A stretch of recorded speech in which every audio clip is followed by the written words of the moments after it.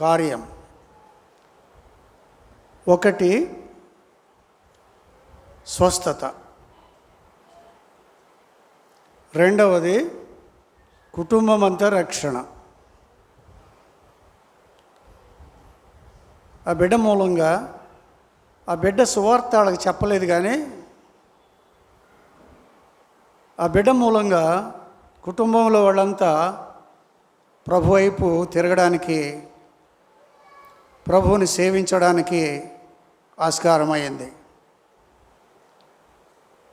ఆ బిడ్డ స్వస్థత వచ్చింది, ఆ బిడ్డ మూలంగా కుటుంబం రక్షణకు వచ్చింది.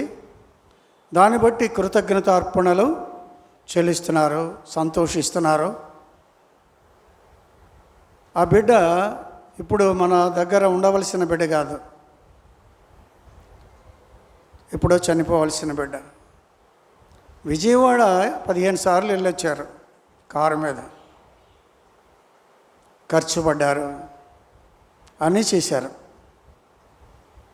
తుదకి దేవుడు ఆ బిడ్డని చేతిలో సురక్షితంగా ఉంచిన దాన్ని బట్టి మనందరితో కలిసి సంతోషించడానికి, ఆనందించడానికి ఇది నాన్న మనందరినీ పిలిచారు. వారితో కూడా మనం కూడా ఆనందిద్దాం. అయితే మొదట స్వస్థత, తరువాత కుటుంబం అంతా రక్షణ, మూడవది కృతజ్ఞతార్పణలు చెల్లించడం. ఈ 3 విషయాలు క్లుప్తంగా చూసుకుని మనం ముగించుకుంటాం.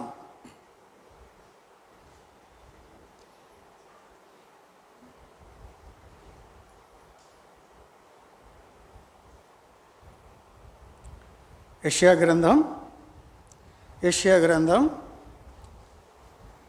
57వ అధ్యాయం. బైబిల్ ఉన్న వాళ్ళంతా కూడా బైబిల్ తీయండి, రెఫరెన్స్లు ఫాలో అవ్వండి. బైబిల్ లేని వాళ్ళు, చదువు రాని వాళ్ళు ఏం చదువుతున్నారు, ఏం చెప్తున్నారో జాగ్రత్తగా ఆలకించాల్సిందిగా కోరుతున్నాం. 57:18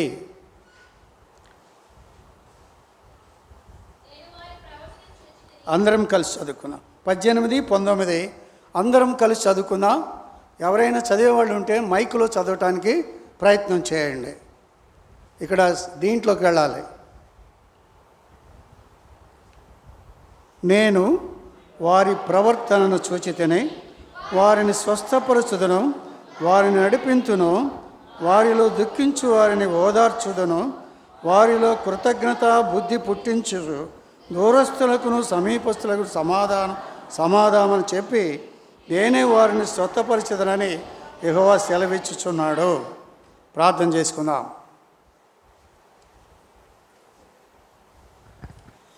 కృపా కనికిరము కలిగిన నమ్మకమైన స్వచ్ఛమైన దేవాని పాదములకు స్తోత్రాలు. కృప కలిగిన నామములో ఇంతవరకు కనికరించి నన్ను మమ్మల్ని సమకూర్చిన దాన్ని బట్టి వందనాలు. మహోన్నతమైన స్థలంలో నివసించు దేవుడవు, సర్వశక్తిమంతుడైన దేవుడవు, అద్భుత కార్యములు, ఆశ్చర్య కార్యములు, భీకర విక్రమ కార్యములు చేయగలిగిన దేవుడవు. ప్రభా నోటి మాటతో సమస్తమును ప్రభా సృష్టించిన దేవుడవు, పాపి కొరకు మరణించిన దేవుడవు, రక్తము చిందించిన దేవుడవు.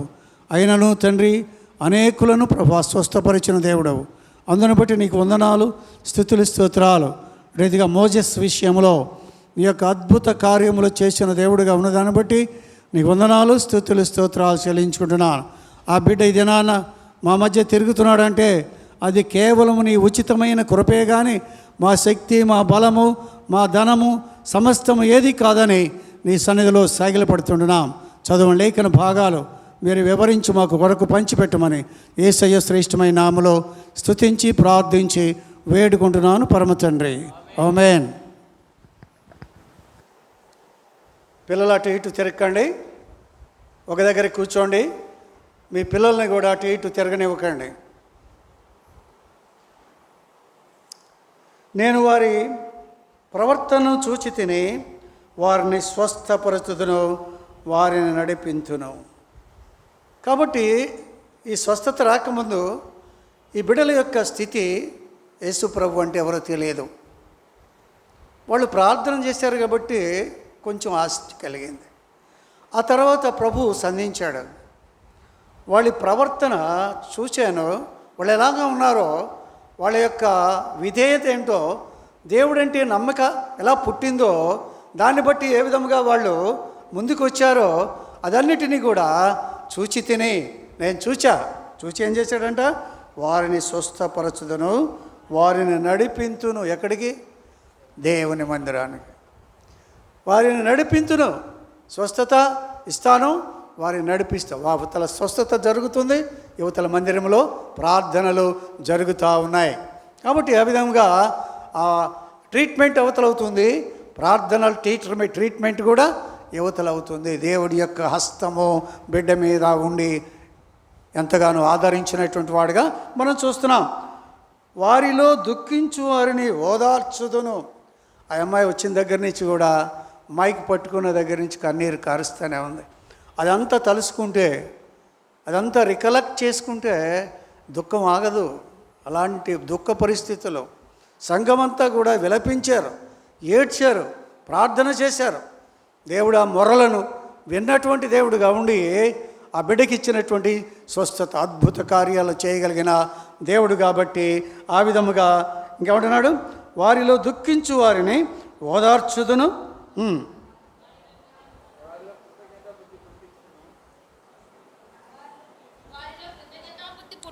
వారిలో కృతజ్ఞత బుద్ధి పుట్టింది. ఇప్పుడు జరిగింది అదే. వారిలో కృతజ్ఞత బుద్ధి అన్నారు. అన్నా మరి బిడ్డ బాగున్నాడు కాబట్టి మరి 4 సంఘాలు కలిపి మేము ప్రార్థన పెట్టుకోవాలనుకుంటున్నాం, మీరు ఎప్పుడు చెప్తే అప్పుడు పెట్టుకుంటాం అని అంటే అప్పుడు మంగళవారం పెట్టుకోండి అని చెప్పాం. ఆ విధముగా వాళ్ళు సిద్ధపడినటువంటి వారుగా ఉంటున్నారు. అందుకని అంటున్నాడు, వారిలో కృతజ్ఞత బుద్ధి పుట్టించు. చాలామందికి మేలులు చేసి ఉంటారు కానీ మేలుని మర్చిపోతారు. దేవుడు చేసిన మేలుని మర్చిపోయేటువంటి వారంగా ఉంటాం. అలా ఉండకూడదు. దేవుడైతే ఏ చేతితోనైతే మేలు చేసి ఆ యొక్క దానిని ఇస్తాడో దాన్ని ఇచ్చిన దాన్ని పుచ్చుకుంటాం కానీ ఆ తర్వాత మర్చిపోతాం. కాబట్టి ఆ విధముగా ఉండకుండా కృతజ్ఞత బుద్ధి పుట్టించుచు దూరస్తులకును సమీపస్తులకును సమాధానమని చెప్పి నేను వారిని స్వస్థపరచుదునని యెహోవా సెలవిస్తున్నాడు. దూరస్తులు సమీపస్తుల్ని చేశాడు. దేవునికి దూరస్తులైనటువంటి కుటుంబాన్ని సమీపస్తులుగా చేసినటువంటి వాడుగా ఉన్నాడు. ఎఫెసీలు రాసిన పత్రిక 2:13 ఎఫెసీ 2:13 చదవండి. నేను మునుపు దూరస్తులైన మీరు ఇప్పుడు క్రీస్తు యేసునందు క్రీస్తు రక్తము వలన సమీపస్తులై ఉన్నారు. మీరు మునుపు దూరస్తులు ఇప్పుడు క్రీస్తు రక్తము వలన ఏమయ్యారు? సమీపస్తులు. ఎవరికి? దేవునికి, దేవుని సంఘానికి, దేవుని ఆత్మకు ఆయన సమీపస్తులుగా అయ్యారు. కాబట్టి కుటుంబం అంతా 3 బాప్తీసాలు తీసుకున్నారు కూడా, ఇంకా మిగిలిన వాళ్ళు కూడా తీసుకోవడానికి ఎంతగానో ముందుకొచ్చేటువంటి వాళ్ళుగా ఉంటున్నారు. కాబట్టి ఆ విధముగా నేను వారిని స్వస్థపరచెదను యెహోవా సెలవిచ్చుచున్నాడు. కాబట్టి ఈ విధంగా ప్రభు చేసిన ఆ గొప్ప కార్యము ఇలా ఒళ్ళో పెట్టుకుని తెచ్చారు. మొట్టమొదటి పిల్లోడు చాలా దీన స్థితిలో ఉన్నాడు. ఇక్కడ కన్నం పెట్టారు, ఈ కన్నానికి ఒక బెరడా పెట్టారు. గాలి ఇటు తీసుకోవాల్సిందే కానీ ముక్కుల్లో నుంచి తీసుకోవటానికి లేదు. ఇదంతా తలుచుకుంటే వివరించాలన్నా చాలా ఆవేదనకరమైనటువంటి దుఃఖకరమైన కన్నీటు కార్చగలిగినటువంటి పరిస్థితుల్లో ఆ బిడ్డను తీసుకుని వచ్చినటువంటి వారుగా వాళ్ళు ఉంటున్నారు. యెషయా గ్రంథం 53:5 యెషయా గ్రంథం 53:5 మన అతిక్రమ క్రియలను బట్టి అతడు గాయపరచబడెను, మన దోషములను బట్టి నలుగగొట్టబడెను, మన సమాధానార్థమైన శిక్ష అతని మీద పడెను, అతడు పొందిన దెబ్బల చేత మనకు స్వస్థత కలుగుచున్నది. మనకి స్వస్థత ఎలా వస్తుందంటే అతడు పొందిన దెబ్బల ద్వారా. ప్రభు ఒక్కొక్క దెబ్బ ప్రభువుని కొడుతుంటే ఒక్కొక్క గాలంతో కొడుతుంటే, ఒక్కొక్క కొరడాతో కొడతా ఉంటే, ఒక్క దెబ్బ పడితే ఒక్కడికి స్వస్థత వస్తుంది. అక్కడ పొందిన దెబ్బల ద్వారా మనకి స్వస్థత వచ్చింది. ఆ దెబ్బలు అక్కడ పడకపోతే మనకి స్వస్థత లేదు. ఏ స్వస్థత? బిడ్డకి శరీర సంబంధమైన స్వస్థత వచ్చింది. కుటుంబంలో ఉన్న వాళ్ళందరికీ ఆత్మ సంబంధమైన స్వస్థత వచ్చింది. ఆత్మ సంబంధముగా కుష్ఠరోగము, పాపపు రోగముతో ఉన్నటువంటి వారిని దేవుడు ఎంతగానో వారిని కనికరించి వారిని స్వస్థపరిచినటువంటి దేవుడు. బిడ్డను శరీర రీతిగా స్వస్థపరిచాడు. కుటుంబంలో ఉన్న వారందరినీ ఆత్మీయంగా ఆత్మరీతిలో స్వస్థపరిచినటువంటి దేవుడిగా ఉన్నాడు. కాబట్టి అంటున్నాడు, అతడు పొందిన దెబ్బల చేత మనకు ఏమవుతుంది? స్వస్థత కలుగుతుంది. కాబట్టి ఆ విధముగా స్వస్థత మనం పొందినటువంటి బిడ్డ కూడా స్వస్థత పొందినటువంటి వాడిగా మనం అక్కడ చూస్తున్నాం. యాకోబు గ్రంథము, యాకోబు పత్రిక 5, యాకోబు పత్రిక 5:16. మీ పాపములను ఒకనితో ఒకడు ఒప్పుకొనుడి. మీరు స్వస్థత పొందునట్లు ఒకరికొకరు ఒకడు ప్రార్థన చేయడి. చాలా స్వస్థత పొందునట్లు ఒకని కొరకు ఒకడు ప్రార్థన. అది జరిగింది ఇక్కడ సంఘములో జరిగింది. ఏంటంటే ఒకరి కొరకు ఒకడు ప్రార్థన చేయండి. ఇప్పుడు నాకు దెబ్బ తగిలితే నేను ఏడవటం పర్వాలేదు, నేను ఏడుస్తాను. కానీ ఆ బిడ్డకు బాగోలేకపోతే ఇక్కడ సిస్టర్స్ ఏడుస్తున్నారు. వీళ్ళు బాగానే ఉన్నారు, సిస్టర్స్ ఏడుస్తున్నారు, మొర్ర పెడుతున్నారు. ప్రభువా ఆ బిడ్డను ఎత్తి పడుతున్నారు. ఈ బిడ్డ సంగతి ఏంటి? ఈ బిడ్డను కాపాడు, ఈ బిడ్డను స్వస్థపరచు అని సంఘమంతా కూడా ప్రార్థన చేసినప్పుడు ఒకరి కొరకు ఒకరు ప్రార్థన చేస్తే సంఘములో అందరికీ కూడా స్వస్థత వస్తుంది. ప్రార్థన లోపం ఉందా నీ సంఘములో? నీ వ్యక్తిగతముగా నీ కుటుంబంలో ప్రార్థన లేమి ఉందా? ఏమీ కాదు. శత్రువు జయిస్తాడు, శత్రు కార్యములు ఉంటాయి. కాబట్టి ప్రార్థన బలమైనది. ఒకరి కొరకు ఒకడు ప్రార్థన చేయండి, అప్పుడు స్వస్థత పొందుతారు. అటు ఇటు చూడకండి, ఏమి జరిగినా అటు ఇటు మాత్రం చూడొద్దు. రండి ఇంకో మాట చూసుకుందాం. నిర్గమాకాండం 15, నిర్గమాకాండం 15:26. నిర్గమాకాండం 15:26.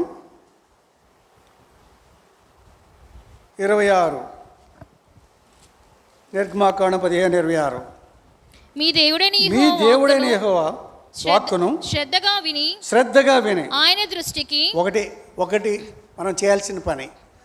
ఒకటి, నీ దేవుడైన యెహోవా వాక్కును, మాటను శ్రద్ధగా వినాలి. వాక్యాన్ని శ్రద్ధగా వినాలి. ఎవరు చెప్పినా ఎక్కడ చెప్పినా వాక్యం ఎదురుగా కూర్చున్నప్పుడు శ్రద్ధగా వినాలి. తర్వాత ఆయన దృష్టికి న్యాయమైనది చేసి ఒకటేంటి? శ్రద్ధగా వినాలి. 2, ఆయన దృష్టికి న్యాయమైనది చేయాలి. అన్యాయం కాదు. మనకు తెలిసిందేంటంటే అన్యాయాలు చేయటం ఇష్టం, మనకి అన్యాయాలు చేయటం కష్టం.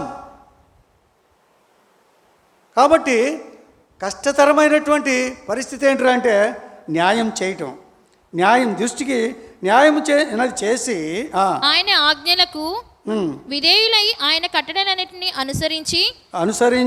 నడిచిన ఎడల, అది ఆయన ఆజ్ఞలకు విధేయులై ఆయన కట్టడలను అనుసరించిన ఎడల, నేను ఐగుప్తులకు కలుగు చేసిన రోగములలో ఏదియూ మీకు రానియ్యను. ఐగుప్తులో కలుగు చేసిన 10 రోగాలలో ఏది మీకు రానియకుండా మిమ్మల్ని ఏం చేస్తాను? నిన్ను స్వస్థపరిచే యెహోవాను నేనే అన్నాడు. నిన్ను స్వస్థపరిచేటువంటి యెహోవాను నేనే. కాబట్టి ఆయన స్వస్థపరిచే దేవుడు. కాబట్టి ఆయన చేతిలో స్వస్థత ఉంది, ఆయన ఉమ్మిలో స్వస్థత ఉంది, ఆయన చివర అంగీలో స్వస్థత ఉంది. ఆ సమస్తములో ఆ పాదమస్తకం స్వస్థతనిచ్చేటువంటి శక్తి ఆయనకు ఉంది. రోగము లేని, కష్టం, నష్టములు, ఇరుకులు, ఇబ్బందులు, వేదనలు, ఆర్థిక సంబంధమైన, ప్రాణాంతకమైన పరిస్థితులు ఏవైతే ఉన్నావో వాటన్నిటినీ కూడా రూపం మాపి దేవుడు సహాయం చేయగలిగినటువంటి దేవుడిగా ఆయన మన మధ్య ఉంటున్నాడు. కాబట్టి ఆయన యందు విశ్వాసం ఉంచాలి, ఆయన ఆజ్ఞలను పాటిస్తూ ఉండాలి, ఆయన మాటలను వింటూ ఉండాలి. అలాగైతేనే స్వస్థత వస్తుందని చెప్పాడు. కాబట్టి అలాగా స్వస్థత మనకు దయచేసేటువంటి దేవుడిగా ఉంటున్నాడు. చూడండి, యిర్మీయా గ్రంథం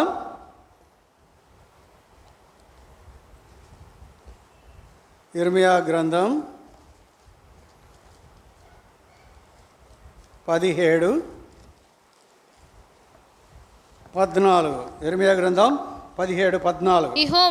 యెహోవా నీవు నన్ను స్వస్థపరచుము, నేను స్వస్థత నొందుదును, నన్ను రక్షించుము, నేను రక్షింపబడుదును, నేను స్తుతించుటకు నీవే కారణభూతుడవు.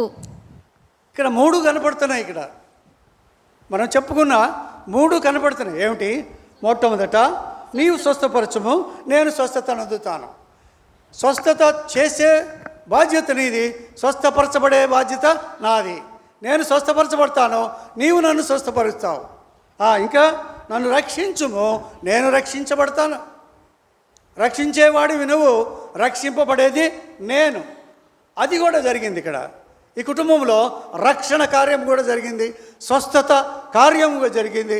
మూడోది ఈరోజు జరిగేటువంటిది ఏంటంటే అది నేను నిన్ను స్తోత్రించుటకు నీవే కారణభూతుడవు. నేను స్తోత్రాలు చెప్పడానికి, స్తుతులు చెప్పడానికి, కృతజ్ఞత అర్పణలు చెల్లించడానికి నీవే కారణం. కాబట్టి ఇక్కడ 3 విషయాలు కూడా చెప్పబడినటువంటిగా మనం ఇక్కడ చూస్తున్నాం. ఒకటేంటి? స్వస్థత. రెండవది ఏంటి? రక్షణ. మూడవది ఏంటి? స్తుతి, కృతజ్ఞత స్థుతులు చెల్లించడం. కాబట్టి ఆ విషయంలో దేవుడు చేసిన మేలులన్నిటిని బట్టి మనం తలపోసుకుని దేవుని కృతజ్ఞతాస్తుతులు చెల్లించబద్ధులమై ఉంటున్నాం. కాబట్టి ఇంకో మాట చూద్దాం. మత్తయి సువార్త 8:8. మత్తయి సువార్త 8:8. ఇక్కడ మంచి మాట మనం చూస్తాం. మత్తయి సువార్త 8:8. ఆ శతాధిపతి, ప్రభువా, నీవు నా ఇంటిలోనికి వచ్చుటకు నేను పాత్రను కాను. నీవు మాట మాత్రము సెలవీయము, అప్పుడు నా దాసుడు స్వస్థపరచబడును. అది ఏమన్నాడు? వచ్చి ఎవరైనా శతాధిపతి అన్నాడు, ప్రభువా, నీవు నా ఇంట్లోకి రావటానికి నా ఇల్లు మంచిది కాదు, నా హృదయం మంచిది కాదు, నా ఇల్లు మంచిది కాదు, నా బిడ్డలు ఎవరూ మంచిది వాడు కాదు. నువ్వు నా ఇంట్లోకి రావటానికి నేను అర్హుణ్ణి, అయోగ్యుణ్ణి. కాబట్టి నువ్వేం చేస్తావంటే నీ మాట మాత్రం సెలవిస్తే ఆ మాటను పట్టుకుని వెళ్ళిపోతా, ఆ మాటను తీసుకుని వెళ్ళిపోతా. నీ మాటలో ఏముంది? శక్తి ఉంది, స్వస్థత వరం ఉంది. ఆయన మాటలో ప్రభావం ఉన్నది, మహిమ ఉన్నది. లాజరు బయటికి రా అంటే సమాధిలో ఉన్నవాడు సమాధిని పగలగొట్టుకుని బయటకు వచ్చాడు అనే శక్తి కలిగినటువంటి మాట. ఆ మాటలో ప్రభావము, శక్తి, మహిమ ఉన్నది. ఆ మాట నా చేతిలో పెడితే ఆ మాటను తీసుకుని వెళ్ళిపోతానయ్యా, నువ్వు రాక్కర్లేదు, నీ మాట ఇచ్చేసాలంటే అప్పుడు ఆయన ఏమన్నాడు? ఆయన చూడండి 10. యేసు ఈ మాట విని, ఏ మాట? ఆయనన్న మాట. ఆయనన్న మాట ఏంటి? మాట మాత్రం సెలవిచ్చు అనే మాట విని ఆశ్చర్యపడి వెంట వచ్చుచున్న వారిని చూచి, ఇశ్రాయేలులో నేనెవనికైనను నేనెంత విశ్వాసం ఉన్నట్టు చూడలేదని నిశ్చయముగా మీతో చెప్పుచున్నాను. ఇశ్రాయేలులో సైతం ఇంత విశ్వాసం ఎవరి దగ్గర లేదు, నేను చూడలేదు అన్నాడు యేసుప్రభు. అన్నాడు, ఎంత విశ్వాసమో ఎవరి దగ్గర నేను చూడలేదు. మాట కోరుతున్నాడు, నేను రాకపోయినా పర్వాలేదు, నా మాటలో శక్తి ఉందని కోరుకుంటున్నాడు. కాబట్టి ఎంత విశ్వాసం ఇశ్రాయేలులో ఎవరి దగ్గర లేదని నేను ఎరుగుతున్నానని ఆయన్ని ఘనపరిచినటువంటి వాడిగా అక్కడ మనం చూస్తూ ఉంటున్నాం. వీళ్ళు కూడా కుటుంబంలో ఎంతో పట్టుదల కలిగిన విశ్వాసం, ప్రార్థన కానీ, ఆరాధన కానీ, బైబిల్ స్టడీ కానీ ఏదైనా కానీ దేవుని మందిరానికి వచ్చి మందిరంలో ఉండేటువంటి విశ్వాసం ఇక్కడ దొరికేటువంటి ఆహారం, ఇక్కడ దొరికే మాట, వీటన్నిటినీ కూడా బలపరచబడటానికి విశ్వాసం కలిగినటువంటి ఏమన్నా కానీ విశ్వాసం ఉంటే చాలు. ఆ విధముగా వచ్చి వాళ్ళు స్వస్థత పొందినటువంటి వారుగా మన వాళ్ళని చూస్తూ ఉంటున్నాం. మొట్టమొదటిగా స్వస్థత, తర్వాత రక్షణ, మూడవది కృతజ్ఞత. ఇప్పుడు చెప్తున్నది కృతజ్ఞత. ఇప్పుడు మన కృతజ్ఞత గురించి 2 మాటలు చూసుకుని మనం కృతజ్ఞత అంటే ఏమిటి? కీర్తనల గ్రంథం, కీర్తనలు 126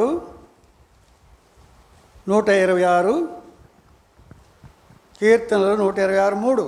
యెహోవా మన కొరకు గొప్ప కార్యములు చేసి ఉన్నాడు, మనము సంతోషభరితులమైతిమి.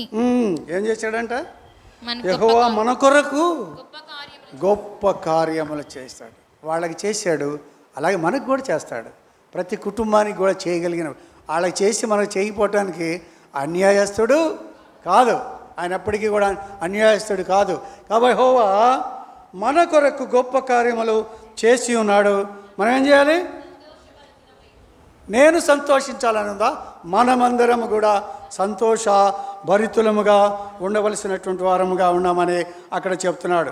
116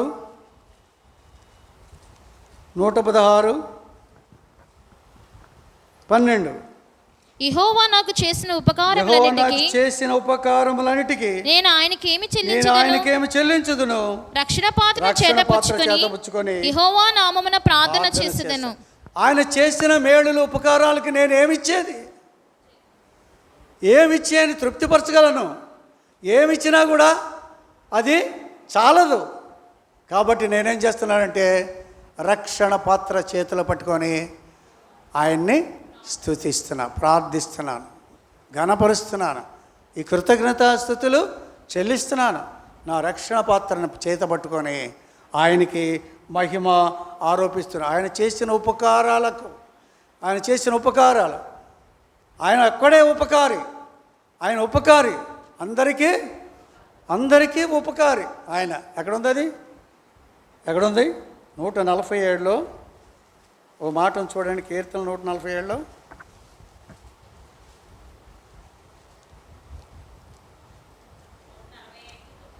145:9. యెహోవా అందరికీ ఉపకారి. అది యెహోవా అందరికీ ఉపకారే, అపకారి కాదు. మరి అపకారి ఎవరు? మనమే. అపకారం చేయాలంటే మనమే చేయగలం, కానీ దేవుడు మాత్రం అపకారం చేయడు. ఆయన ఉపకారే. ఎందుకని? వర్షం పడితే యేసుప్రభు నమ్ముకున్నవాడు చేలో పడుద్ది, నమ్ముకోకపోయినా వర్షం పడుద్ది. కాబట్టి అందరికీ ఉపకారం చేసే దేవుడు మనకు కూడా ఉపకారము చేసేటువంటి వాడుగా. కాబట్టి ఆయన చేసిన ఉపకారములన్నింటిని బట్టి ఆయన ఏం చేయాలి? ఆయన్ని స్తుతించి మహిమపరచవలసినటువంటి వారంగా ఉన్నాం. అందుకని ఇంకో చోట అంటున్నాడు, 103 కీర్తనలో కూడా అంటున్నాడు. చూడండి, 103 కీర్తన మనకు తెలుసు బాగా. 103 కీర్తనలో ఆయన చేసిన ఉపకారములలో దేనిని మరువకము. అది నా ప్రాణమా యెహోవాను సన్నిధించుము, నా అంతరంగమునున్న సమస్తమా ఆయన పరిశుద్ధ నామమును సన్నిధించుము. నా ప్రాణమా యెహోవాను సన్నిధించుము, ఆయన చేసిన ఉపకారములలో దేనిని మరువకము. ఎవరితో మాట్లాడుతున్నాడు? ప్రాణంతో మాట్లాడుతున్నాడు. స్వస్థత పోతే అమ్మాయి ఏం చెప్పింది? బ్రతుకుతాడనే నమ్మకం లేదు అని చెప్పేశారు వాళ్ళు. ప్రాణం పోద్ది, ఎన్ని సెలైన్ లెక్కిచ్చినా, ఎన్ని మరి ఆక్సిజన్ లెక్కిచ్చినా బ్రతకడు అని చెప్పారు. ఈ మాట ఎవరితో చెప్పాడు? హిజ్కియాతో అన్నాడు. హిజ్కియాతో ఏమన్నాడు? నీవు బ్రతకవు, నువ్వు మరణమవుతున్నావు, నీ ఇల్లు చక్కబెట్టుకో అన్నాడు. వాళ్ళు ఇల్లు చక్కబెట్టుకున్నారు. ఇంట్లో ఉన్నవన్నీ కూడా పారేశారు. ఇల్లు చక్కబెట్టాడు, హృదయాన్ని చక్కబెట్టుకున్నారు, బిడ్డను కూడా స్వస్థపరుచుకున్నారు. ప్రార్థించారు, ఇంట్లో ప్రార్థన చేశారు, సంఘంలో ప్రార్థన చేశారు. అని సంఘాలకు కూడా ఆ బిడ్డను గురించినటువంటి భారం ఎక్కువగా ఉండిందిగా మనం చూస్తూ ఉంటున్నాం. కాబట్టి ఆయన అంటున్నాడు, నా ప్రాణమా యెహోవాను సన్నుతించుము, ఆయన పరిశుద్ధ నామమున సన్నుతించుము, నా ప్రాణమా యెహోవాను సన్నుతించుము, ఆయన చేసిన ఉపకారములలో దేనిని మరువకము. చూసారా ఎన్నిసార్లు సన్నుతించమన్నాడు? 3 సార్లు అన్నాడు. సన్నుతించుము, సన్నుతించుము అంటే స్తుతించుము, స్తుతించుము, గొప్ప చేయుము.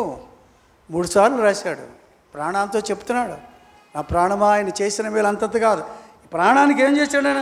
4వ వచనం, సమాధిలో నుండి నీ ప్రాణమును విమోచించుచున్నాను. సమాధిలో నుండి నీ ప్రాణమును విమోచించాడు. ఓ ప్రాణమా, ఓ ప్రాణమా, నువ్వు సమాధిలో ఉండాల్సింది.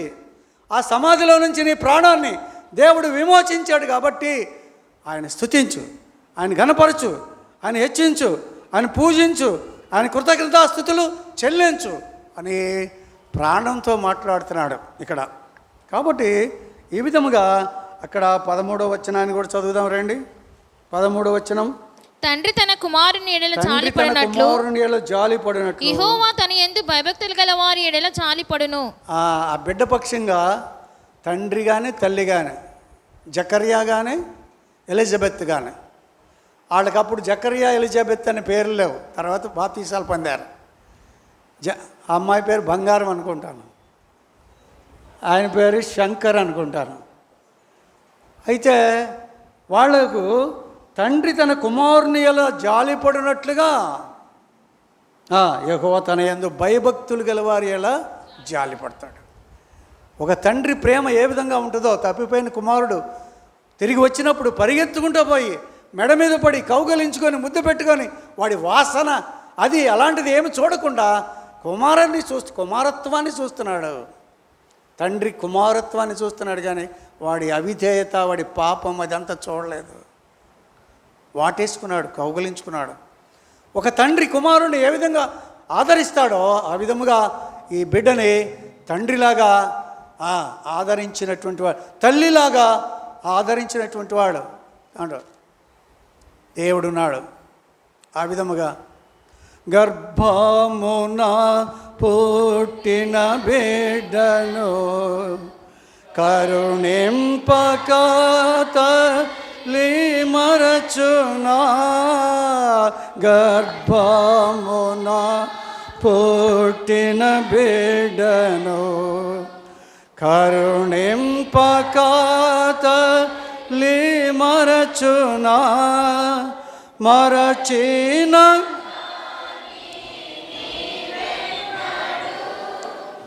మరువావు వేడువావు ఎడబాయవో కరుణారాజా, నా ప్రాణ ప్రియుడా యేసు రాజా, అర్పింతును నా హృదయ ప్రాణ, విరిగిన లెగిన ఆత్మ హృదయపూర్వక ఆరాధనతో సత్యముగా. కాబట్టి ప్రాణప్రియుడైనటువంటి దేవుడు తల్లి కంటే తండ్రి కంటే ఎక్కువగా ప్రేమ చూపించగలిగిన వాడు కనుక ఇక్కడ అంటున్నాడు, తండ్రి తన కుమారుని ఎడల జాలిపడినట్లుగా యెహోవా తన యందు భయభక్తులు కలిగిన వారి ఎడల, భయము భక్తి కలిగినటువంటి వారి ఎడల జాలి పడతాడు. ఎవరి మీద జాలి పడడు? భయము భక్తి లేని వారి మీద జాలి లేదు, తండ్రి ప్రేమ లేదు. కాబట్టి మన వంతు ఏంటంటే భయభక్తులు కలిగి ఉండడం, దేవుని వంతు అంటే జాలి పడడం. కాబట్టి ఈ రెండు కూడా జరగాలంటే సంఘంలో దేవునికి భయపడే వాళ్ళుగా ఉండాలి, దేవునికి భక్తి కలిగినటువంటి వారుగా ఉండాలి. కాబట్టి అది లేదనుకో విచ్చలవిడితనం వస్తుంది, ఇష్టానుసారముగా ప్రవర్తించేటువంటిది వస్తుంది. అది దేవుని మందిరములో మంచిది కాదు. రండి ఇంకో మాట చూసుకుందాం. 86 కీర్తన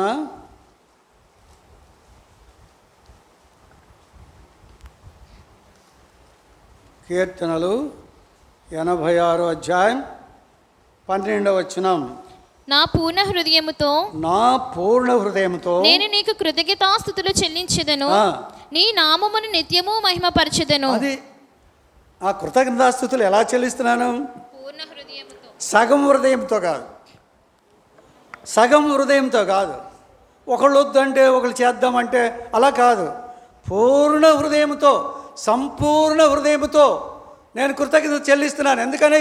సంపూర్ణముగా దేవుడు మన పట్ల కార్యములు జరిగించేటువంటి వాడు కాబట్టి, దేవుడు చేసే మేలులు, ఉపకారాలు ఏవైతే ఉన్నావో అవన్నీ సంపూర్ణముగా మనకిస్తున్నాడు కాబట్టి మనం కూడా పూర్ణ హృదయంతో దేవుని ఏం చేయాలి? ఘనపరచాలి, కృతజ్ఞతాస్తుతులు చెల్లించాలి, ఆ నామమును హెచ్చించాలి, ఆయన పొగిడి స్తుతించాలి.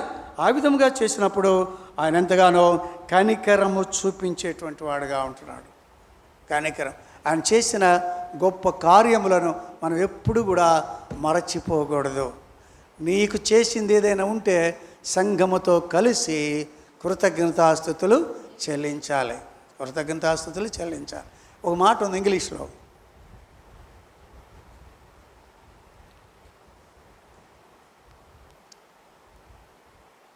Speed to pray, slow to give thanks. Speed to pray అంటే ప్రార్థన చేయటానికి స్వస్థత కావాలని స్పీడ్గా ఉంటారు. స్వస్థత వచ్చిన తర్వాత కృతజ్ఞత చెల్లించడానికి స్లోగా ఉంటారు. వెంటనే కృతజ్ఞత చెల్లించడానికి వెంటనే ఆలస్యం చేయకూడదు. మేలు పొందగానే దేవునికి వందనాలు చెప్పాలి. ఎవరైనా ఏదైనా ఇస్తే మనం ఏం చేస్తాం? థ్యాంక్స్ అంటాం కదా. వెంటనే అంటామా? 2 రోజులు ఆగా.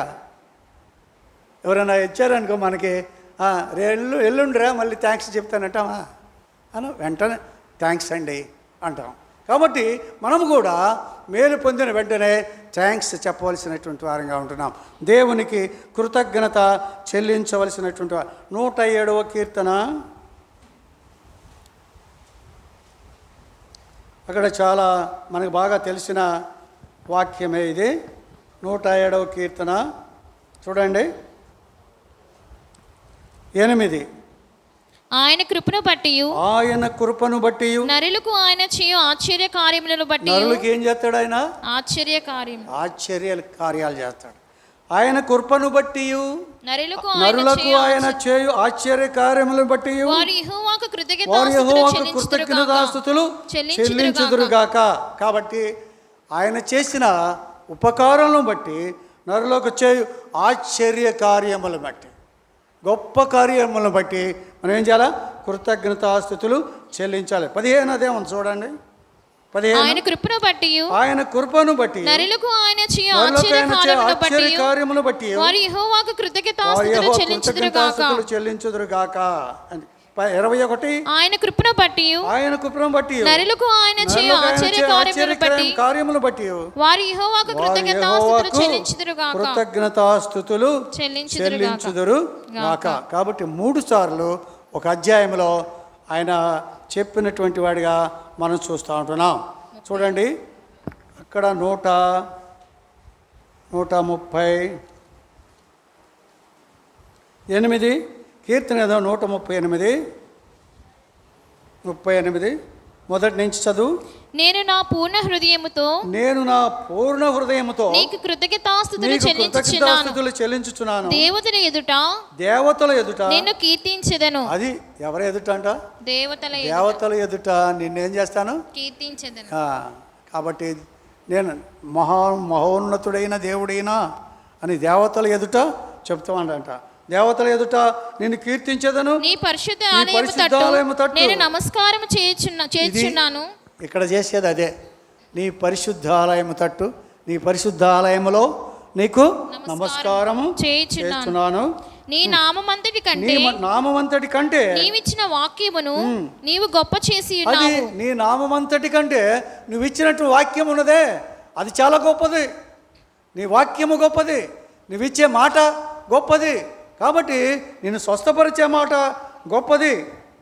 నీ కృపా సత్యమును బట్టి నీ నామమునకు కృతజ్ఞతాస్తుతులు నేను చెల్లించెదను. ఆయన కృప కలిగిన వాడు, సత్యమైన వాడు. కృపా సత్యమును బట్టి నీ నామమునకు నేను కృతజ్ఞతాస్తుతులు చెల్లించుచున్నాను. నేను మొర్రపెట్టిన దినమున నీవు నాకు ఉత్తరం ఇచ్చితివి. వాళ్ళే కాదు, వాళ్ళ కుటుంబమే కాదు, మనము కూడా మొర్రపెట్టిన దినమున ఆయన ఏం చేశాడంట? ఉత్తరం ఇచ్చాడు, సమాధానం ఇచ్చాడు. తర్వాత నా ప్రాణములో ప్రాణ పుట్టించి నన్ను ధైర్యపరిచి నా ప్రాణములో నెమ్మది పుట్టించి నన్ను ధైర్యపరిచావు దేవా అని చెప్పేదే కృతజ్ఞత అర్పణ. కాబట్టి ఆ విధముగా ఈ 8వ వచనం చదువు. యెహోవా నా పక్షమున కార్యములు సఫలము చేయును. యెహోవా నీ కృప నిరంతరముండును. నీ చేతి కార్యములను విడిచిపెట్టకము. నువ్వు చేసేటువంటి కార్యాలు నీ చేయి చాచి నీ దక్షిణ హస్త బలంతో, రక్షణార్థమైన దక్షిణ హస్త బలాన్ని నా మీద ఉంచి ఎప్పటికీ నన్ను మర్చిపోకు నాయనా అని చెప్పేటువంటి కార్యం అక్కడ మనం చూస్తున్నాం. ఒక వచనం చెప్పేసి 2 వచనాలు చెప్పి మానేస్తాను. 139 అక్కడే 139:13. నా అంతరేంద్రియములను నీవే కలుగు చేసితివి. నా తల్లి గర్భమందు నన్ను నిర్మించిన వాడవు నీవే. నీవు నన్ను కలుగు చేసిన విధము చూడగా భయమును ఆశ్చర్యమును నాకు పుట్టుచున్నవి. అందును బట్టి నేను నీకు కృతజ్ఞతాస్తుతులు చెల్లించుచున్నాను. ఎందును బట్టి నా తల్లి గర్భమందు బిడ్డ పుట్టగానే బాగున్నాడా? పుట్టేటప్పుడే జబ్బు ఉందా? ఏం శంకర్, పుట్టినప్పుడు లేదా జబ్బు? ఏం జబ్బు ఉంది మరి? ఎప్పుడు వచ్చింది అది? 5 months తర్వాత వచ్చిందంట. కాబట్టి అడగండి, ఆ తల్లి గర్భమునున్న ఇడిచినవాడు నీవే. నీవు నన్ను కలుగజేసిన విధము చూడగా భయమును ఆశ్చర్యము నాకు పుట్టుచున్నది. అందును బట్టి నేను నీకు కృతజ్ఞతాస్తుతులు చెల్లించున్నాను. కాబట్టి ప్రభువా, నా పుట్టక, నా యొక్క స్థితి, నా యొక్క దౌర్బల్యత, పుట్టకలోనే పాపిని, పుట్టినప్పుడే నేను పాపిని. అయినప్పటికీ కూడా జన్మ పాపం, కర్మ పాపం కలిగినటువంటి వాడిని నేను. అయినప్పటికీ నీవు జ్ఞాపకం చేసుకున్నందుకు కృతజ్ఞతాస్తుతులు నేను చెల్లిస్తున్నాను. యెషయా గ్రంథం ఒక్క మాట చూసుకుని ఆ పేరుతో యెషయా గ్రంథం 46:3 మనకు తెలుసు. యాకోబు ఇంటి వారులారా, ఇశ్రాయేలు ఇంటి వారిలో శేషించు వారులారా, గర్భమున పుట్టినది మొదలుకొని నా చేత భరింపబడిన వారులారా, తల్లి వడిలో కూర్చున్నది మొదలుకొని నేను చంక పెట్టుకుని వారులారా, నా మాట ఆలకించుడి. ముదిము వచ్చే వరకు నిన్ను ఎత్తుకుని వాడను నేనే, తల వెంట్రుకలు నెరిగే వరకు నిన్ను ఎత్తుకుని వాడను నేనే చేసి ఉన్నాను. చంక పెట్టుకుని వాడను నేనే, నిన్ను ఎత్తుకొనుచు రక్షించువాడను నేనే. ఎత్తుకోవడానికి సంక పెట్టుకోవడానికి తేడా ఏంటి? ఎత్తుకోవడానికి సంక పెట్టుకోవడానికి తేడా ఏంటి? సంక పెట్టుకునేది తల్లి సంకనేసుకుంటుంది, తండ్రి సంకనేసుకోడు, ఎత్తుకుంటాడు. అలాగే బిడ్డను ఎత్తుకుంటాడు. సంకన పెట్టుకునేది తల్లి మాత్రమే. కాబట్టి సంకన పెట్టుకున్నా, ఎత్తుకున్నా బిడ్డ సంరక్షణ కోసరం, బిడ్డ బాగుండడానికి, ఆయన ఓదార్చడానికి, ఆయనకి అన్నం తినిపించడానికి, అన్ని విషయాల్లో ప్రేమ కలిగి చేసే పనులన్నీ కూడా ఇక్కడ చెప్తున్నాడు. తల్లికి తండ్రికి ఉన్న బాధ్యత కంటే దేవునికి ఎక్కువ బాధ్యత ఉంది మన ఎడల. కాబట్టి ఆయన చేసిన అద్భుత కార్యములు, ఆశ్చర్య కార్యములు, ఉపకారములు అన్నిటినీ కూడా తలంచుకొని మనము కూడా ఇద్దరం వాళ్ళ బిడ్డ పక్షంగా ప్రార్థన చేద్దాం.